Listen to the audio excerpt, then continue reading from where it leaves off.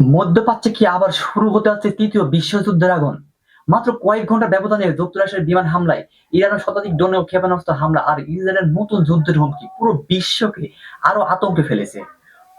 Hormuz প্রণালীতে উত্তেজনা এতটা বেড়েছে যে বিশ্ববাজারে তেলের দাম লাফিয়ে বেড়েছে।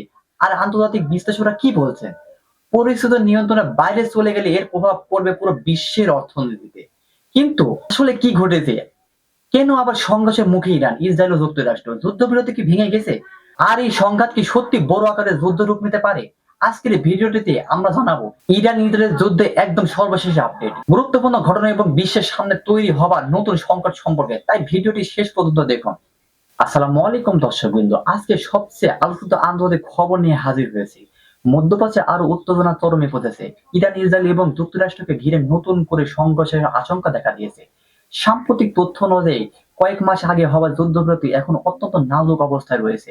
গত কয়েকদিনে ইরান ও ইসরায়েলের মধ্যে আবার ক্ষেপণাস্ত্র ড্রোন হামলার ঘটনা ঘটেছে। উভয় পক্ষকে একে অপরের যুদ্ধবিরতির লঙ্ঘনের অভিযোগ করেছে। সবচেয়ে বড় ঘটনাটি ঘটে যখন যুক্তরাষ্ট্রের দাবি করে যে হরমুজ প্রণালীর একটি মার্কিন অ্যাপাচি হেলিকপ্টার বিধ্বস্ত হয়েছে। আর এর পরপরই মার্কিন বাহিনী ইরানের কয়েকটি সামরিক লক্ষ্যবস্তুতে বিমানের হামলা চালায়। এর জবাবে ইরান ক্ষেপণাস্ত্র ড্রোন হামলা চালায়। খবর অনুযায়ী জর্ডান, বাহরাইন এবং কুয়েতে অবস্থিত মার্কিন ঘাঁটিগুলো লক্ষ্যবস্তুতে পরিণত হয়েছে। তবে বেশিরভাগ হামলা প্রতিরক্ষা ব্যবস্থার মাধ্যমে প্রতারিত করা হয়েছে। এদিকে ইসরায়েল জানিয়েছেন তারা আপাতত সরাসরি হামলা বন্ধ রেখেছে, তবে নতুন কোনো আক্রমণ হলে কঠোর জবাব দেওয়া হবে। ইরানও একই ধরনের সতর্কবার্তা দিয়েছে, ফলে পুরো অঞ্চলের আবারও পূর্ণাঙ্গ যুদ্ধের আশঙ্কা তৈরি হয়েছে। যুদ্ধ পরিস্থিতির প্রভাবে বিশ্ব অর্থনীতিতে পড়তে শুরু করেছে। আন্তর্জাতিক বাজারে তেলের দাম আবারও বেড়েছে।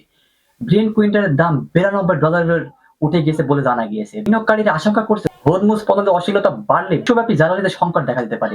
অন্যদিকে জাতিসংঘের মহাসচিব অ্যান্টোনিও গুটেরেস সব পক্ষকে সংযম প্রদর্শনের আহ্বান জানিয়েছে এবং অবিলম্বে সহিংসতা বন্ধ করে আলোচনার মাধ্যমে খুঁজে বের অনুরোধ করেছে।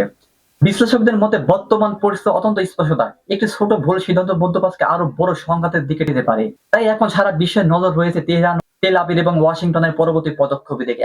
জাতিসংঘ রাশিয়া, চীন সহ বিভিন্ন দেশের উভয় পক্ষকে সংঘাত থাকার আহ্বান জানিয়েছে এবং নতুন যুদ্ধ এদের কূটনৈতিক সমাধানের উপর জোর দিয়েছে।